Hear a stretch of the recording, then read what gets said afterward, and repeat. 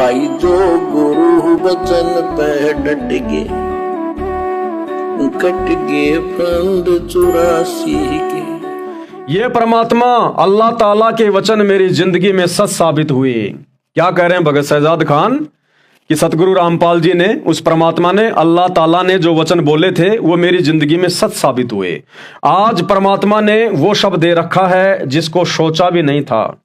संत रामपाल जी महाराज से नाम दीक्षा लेने के बाद मैंने मांस खाना छोड़ दिया, जीवों की हत्या करनी छोड़ दी, अपने पाप कर्म बढ़ाने छोड़ दिए।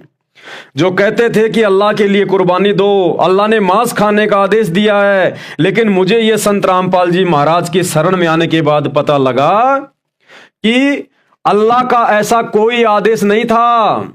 अल्लाह के लिए कुर्बानी देने का मतलब था कि आपकी जो बुराइयां हैं आप उनको छोड़ दो। अल्लाह, अरे जिस अल्लाह ने, जिस रहम दिल कादिर अल्लाह ने सभी को उत्पन्न किया, मनुष्यों को उत्पन्न किया, फिर उनके कर्म आधार से उनको गधे, कुत्ते, सुअर, बिल्ली, भैंस, बकरी, इन सब की योनियां प्राप्त हुई, तो अपनी रूह को काटकर खाने का आदेश भला वो अल्लाह कैसे दे सकता है? वो तो रहम दिल है ना, वो तो निहायत रहम वाला है। तो निहायत रहम दिल वाला कैसे अपनी आत्माओं को काटकर खाने का आदेश देगा? ये गधे, कुत्ते, सुअर, बकरा, मुर्गी, इन सब के अंदर भी तो उसी कादिर अल्लाह की रूह है, आत्मा है। तो यदि वो निहायती रहम वाला है तो भला वो कैसे अपनी आत्माओं के ऊपर इतना बड़ा जुल्म करवाएगा? तो ये उस ओरिजिनल अल्लाह का आदेश नहीं है, मांस खाने का, जीव हत्या करने का। ये तो डुप्लीकेट अल्लाह का आदेश है जिसने हजरत मोहम्मद को कुरान शरीफ का ज्ञान दिया। और वो ऐसा घटिया आदेश क्यों देता है, हमारे कर्म क्यों फुड़वाता है? आगे इसी पुस्तक में जब आप सृष्टि रचना पढ़ेंगे तब आपको पता चलेगा कि उसको एक घटिया श्राप लगा हुआ है ओरिजिनल अल्लाह की तरफ से इस डुप्लीकेट अल्लाह को, शैतान को, जिस कारण से इसकी मजबूरी बन गई ये कुकर्म करवाना। अल्लाह के लिए कुर्बानी देने का मतलब था कि आपकी जो बुराइयां हैं आप उनको छोड़ दो। अल्लाह ताला ने कभी भी मांस खाने का आदेश नहीं दिया। तो भाई उस ओरिजिनल अल्लाह ने कभी भी किसी को मांस खाने का कोई आदेश नहीं दिया। मुसलमान धर्म में हजरत आदम से लेकर हजरत मोहम्मद तक 1,80,000 पैगंबर हुए हैं। ये लोग मानते हैं कि 1,24,000 हुए हैं, लेकिन असल में आज उस ओरिजिनल अल्लाह ने आके बताया 1,80,000 पैगंबर हुए हैं, उनमें से कभी किसी ने मांस को छुआ भी नहीं। अगर उस अल्लाह का यह आदेश होता तो क्या तुम्हारे पैगंबर मांस नहीं खाते? तुम्हारे पैगंबरों ने तो कभी छुआ भी नहीं, ना किसी को मांस खाने की शिक्षा दी। तो ये मांस खाने की शिक्षा किसने दी? ये डुप्लीकेट अल्लाह ने, शैतान ने, जिसने हजरत मोहम्मद के ऊपर आयतें उतारी, कुरान शरीफ का ज्ञान दिया।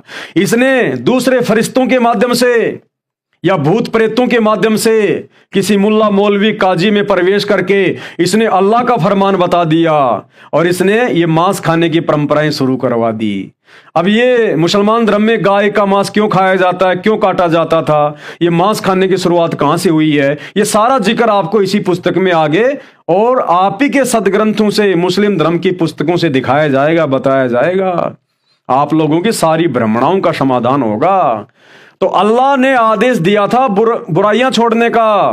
अल्लाह की तरफ से जो कुर्बानी का आदेश था वो जानवरों की कुर्बानी का नहीं था। ऐ इंसान, तेरे अंदर जो बुराइयां हैं उनकी कुर्बानी दे। ये झूठ बोलना, छल कपट करना, लड़ाई झगड़ा करना, मिलावट करना, मांस खाना, जीव हत्या करना, शराब पीना, जुआ खेलना, वेश्यागमन करना, ऐ नादान, तू इन तमाम कुकर्मों की, इन पाप कर्मों की कुर्बानी दे, ना कि जीवों की कुर्बानी के लिए अल्लाह ने कोई आदेश दिया। ये तो उस डुप्लीकेट अल्लाह ने पूरे मुसलमान समाज को भ्रमित किया है, पूरे हिंदू समाज को भ्रमित किया है। आगे आपको सारी बातें तरतीब वाइज पता चलती चली जाएंगी। अल्लाह के लिए कुर्बानी देने का मतलब था कि आपकी जो बुराइयां हैं आप उनको छोड़ दो।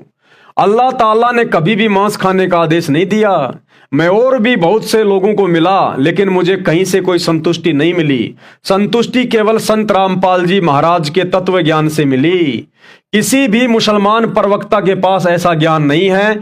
मैं खुद एक मुसलमान हूं और सभी मुसलमान भाइयों से कहना चाहता हूं कि मैंने भी नमाज पढ़ी है, आयतें पढ़ी हैं। वह अल्लाह ताला के बारे में बोलते हैं कि सना सुब्हानकल्लाहुम्मा व बिहम्दिका व तबारकस्मुका व तआला जद्दुका व ला इलाहा गैरुक।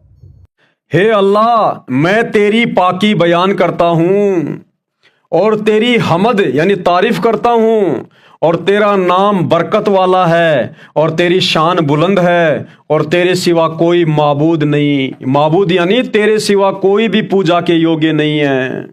अल्हम्दुलिल्लाहि रब्बिल आलमीन अर्रहमानिर रहीम मालिकि यौमिद्दीन इय्याका नअबुदु व इय्याका नस्तईन इहदिनस सिरातल मुस्तकीम सिरातल लज़ीना अनअमता अलैहिम गैरिल मग़दूबि अलैहिम वलद्दाल्लीन।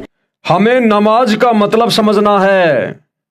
नमाज का मतलब जो परमात्मा बताते हैं कि अपनी अरदास लगाना। नमाज का मतलब क्या होता है? परमात्मा से अर्ज करना, विनती करना, प्रार्थना करना। हिंदू भाई जो आरती करते हैं वो उनकी नमाज है। मुसलमान दिन में 5 समय की नमाज करते हैं। हम भाई बहन सतगुरु रामपाल जी से उपदेश लेने के बाद त्रिकाल संध्या करते हैं जो वेदों में लिखी हुई है। वास्तव में जो नमाज है वो हम सतगुरु रामपाल जी के भगत दिन में 3 बार करते हैं। सुबह का नित्य नियम ये हमारी सुबह की नमाज है। दोपहर की असुर निकंदन रमैणी ये हमारी दोपहर की नमाज है, और शाम की संध्या आरती ये हमारी सायंकालीन नमाज है। ये ओरिजिनल नमाज है, ओरिजिनल। मुसलमान धर्म जो नमाज कर रहा है दिन में 5 बार या जितनी भी बार, वो डुप्लीकेट नमाज है, ओरिजिनल नहीं है। उस कादर अल्लाह के पास वो नमाज नहीं जाती।